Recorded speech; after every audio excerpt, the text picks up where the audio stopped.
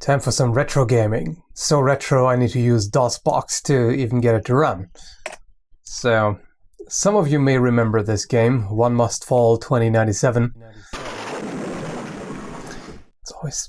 That lightning is always so loud when it comes on. In fact, I tried to cover this in a live stream recently, and it turned out that the audio was far too loud. I was apparently blasting everybody's ears with that lightning strike. It is, like, even on here, unless I crank the volume down all the way, it's pretty loud.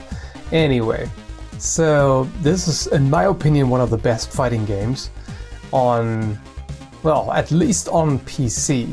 It's not like there are a whole lot of fighting games on PC, especially at the time there were barely any. And so it's a giant robot fighting game, and you can choose from a number of different pilots here who all have their individual abilities. Power, agility, endurance. Power increases the damage output. Agility increases the speed at which your robot moves. Endurance, you know, how much damage they take. And yeah, so I have to say I don't really give half a damn about pretty much any of these characters. None of them are terribly interesting, I have to say. This dude at least has a beard. That's something. The robots are pretty neat though. Let's start out with Pyro. That's one of my favorites. And yeah, you can see how large they are there with the repair crew being really tiny in comparison. So there are only 2 buttons actually, but depending on if you just press the button or hold back meanwhile, you get either a weak or a strong attack. So this is the weak punch. If I hold back at the same time, it's a strong punch. Weak kick, strong kick. That's not very apparent in that case. Not a strong difference. Also applies when you're ducking. Yeah, there's environmental hazards like fighters in the background. Fighter jets in that case. Fighters in the foreground, fighter bots in the foreground, fighter jets in the background, yeah. Anyway. And yeah, right now I'm obviously fighting the best robot in the game. The Katana, bestest ever. It's not that amazing, but depends on your personal preference. If you like up-close fighting, it's pretty good. I like the Pyros because it has pretty decent range. Let's see, can I remember his scrap move? I think so. That caught me off guard. Okay, no scrap move right now. So the thing with this is, there are kind of finishers in the game, which I didn't know about back in the day because I didn't have a manual. I don't know if that was in the official manual or not. In the game, there's no indication whatsoever that there is such a thing as a finisher. So, and you have to enter that combination while the character strikes a pose at a very specific time. You only have like a second or so, and it's kind of tricky to pull off. So it's a little hard sometimes. Okay. Oh, come on. Ah, there we go. No, I didn't get the other one. So that was the scrap move. There's also a destruction move, which you have to enter while doing the scrap move. So it's a little tricky. But I'm also gonna... yeah, let's just skip to another robot. Yeah, Electra is pretty neat too. This guy has a terrible color scheme, like, holy crap, dude. Okay, not that his opponent is much better. I mean, come on, yellow and... what is that, pastel purple? Or is it even violet? I don't know. That's pretty bad. I don't know much about colors, but I know that, at least I know there's a difference between purple and violet. Violet is more red. But there's so many different colors, color names that I have no clue about. I guess I'm too manly for that shit. That's a stereotype, at least. Yeah, this guy is really fast. You can also, there in the options, there is a speed setting for the game. And that's pretty handy, especially when you have trouble throttling the CPU to just the right level, because this is such an old game. It runs really damn fast. Okay, you're gonna get zapped. Okay, actually, I'm just gonna check the moves. Just had to peek at the scrap move, didn't remember it. Uh-oh. Yeah, there we go. No, I didn't get the other one. Didn't get the destruction. The destruction can be a little difficult to pull off, because the timing has to be just right. Round one, fight. By the way, the music in this game is really good. I mean, it's this kind of very 90s retro synth music, but it's perfect for this game in my opinion. I'm just gonna let you listen to that for a bit. Okay, I mean, this part right here I don't like, but that's good stuff.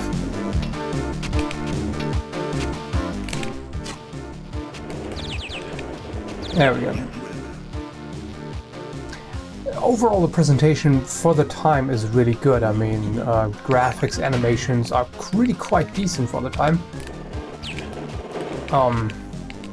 And the gameplay still holds up today, in my opinion. It's still a very good fighting game.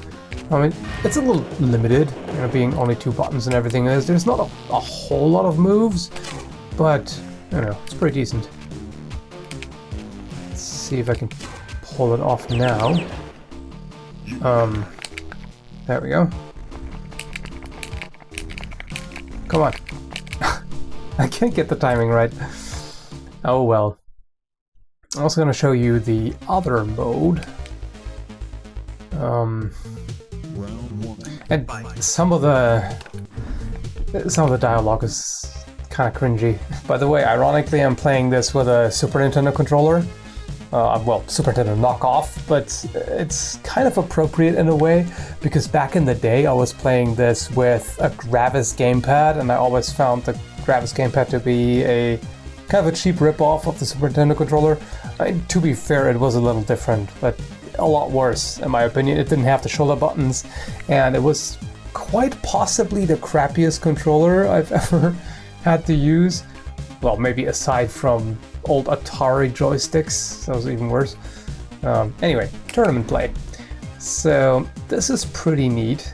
You can upgrade your robot, you can pay for upgrades to your pilot.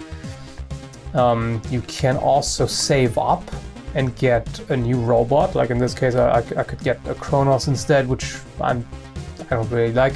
Prefer the Jaguar, but it's always a question, how do you do it? You know, do you just save up for one of the better robots? Or, well, I should say one that you like better. They are actually fairly balanced. So it's not like there is one best robot in the game necessarily. Well, maybe aside from the boss. But yeah, so you can do all these upgrades. You can also change the color scheme. In my country, we would not have let you sign up. That just sounds so weird. Anyway, screw that guy. Screw you and your country, whatever it is. I guess Milano, I guess that's Italy? Don't be offended, Metatron. Don't get triggered. Because I basically said screw Italy. Oh well. Screw that guy, at the very least. Not in the way he wants. Clonk. Gotta get that. I wanted to get that fireball for the hazard. To trigger the trap. He did. Well. Okay, he had... Wait, the Jaguar had another move, didn't he? I don't remember. Oh, this will have to do for right now. Oh, right, I remember this one. That's actually a really good one. You can throw them into the walls, which is quite satisfying, actually.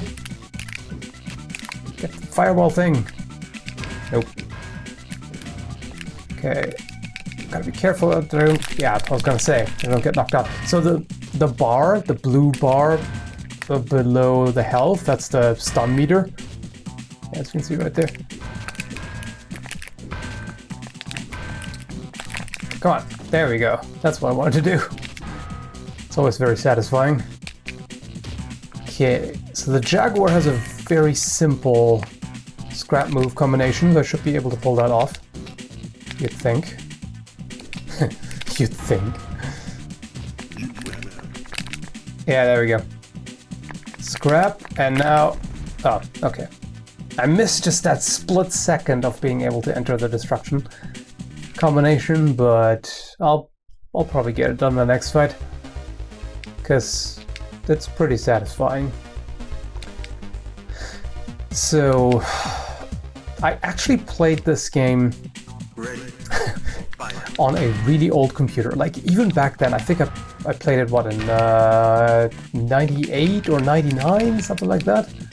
I think it was probably 99-ish. So I played it on a really old computer. It was a 386, and it could barely run this game. I mean, it was so painfully slow, but I played it because that's what I had. And that was at a time where it was only just starting to get used to the idea of a computer, because at the time I just had consoles. I'm not actually sure. Did I still have a Super Nintendo at the time, or did I already have a PlayStation 1? I'm not sure. I can't remember. It's been a while. But either way, I was arguing with one of my friends over what is better. And to me, there we go. Yeah, it's a destruction move. To me, the consoles were a lot better because they had more games, and in my opinion, better games. They were easier to run. You didn't have to worry about it being slow or stuttering, and you didn't have to deal with DOS. That was a major plus, because DOS sucked. It was so annoying. And he of course said, yeah, but you can do more things with a computer. And I was like, I don't care. I don't need to do anything else. I have the stuff for gaming specifically. And didn't much care, really. Let's go for high power. Let's see, who else? What else do I like? Yeah, flail is a little harder to control, but pretty effective too. So yeah, we had this fight about PC is better because you can do more. No, consoles are better because they have better games that are cheaper. I mean, it's somewhat similar to the way it's nowadays, even though I find it a little ironic, because nowadays there's the same kinds of arguments, like, oh, consoles are cheaper and you still get plenty of stuff to play. But back then, when we had this debate, there were far more console exclusives. In fact, pretty much, yeah, almost every single game that was on the Super Nintendo, for example, you couldn't get on the PC, and vice versa. So it was a bit of a different situation. Plus, at that time, not everybody had a computer. It wasn't that common yet. So some people really did not see a need for a computer, whereas nowadays, I mean, everybody has a computer. It's just a matter of, do you have one powerful enough for the games that you want to play, right? So it's a different discussion, but it's just as pointless. I mean, come on. Why even debate about that? Whatever the heck you want to play, or whatever system you want to get. And a lot of people have both anyway. They have a gaming PC, they have whatever, PS4, Xbox, Wii, etc., Switch maybe. And really the main thing that annoys me nowadays is that there are so few exclusives, really. To be fair, in a way it's good. Like, for example, I was very happy when Killer Instinct came out on the PC, because I've been kind of waiting for that, and I didn't have a PS4 for the longest time. So, no, well, actually, it's not on PS4 anyway. What am I even saying? Xbox. I don't have an Xbox. But, yeah. Anyway, so I just wanted to show you this game here because it's a real classic, in my opinion. And I don't remember any of Final special moves other than this, which is a little sad. Anyway, so yeah, check it out. I mean, it's abandonware, so you can get it, you can freely download it, you can play it without getting into any issues. And in my opinion, it's worth it. Definitely a good fighting game. You need to set up DOSBox, but it's not that hard. You can just look at online manuals and stuff. You just need to set up the options, and you need to make sure that the CPU power is throttled a little bit, and then you can also adjust the speed in the options, like I said. So yeah, that's pretty much it. Thanks for watching.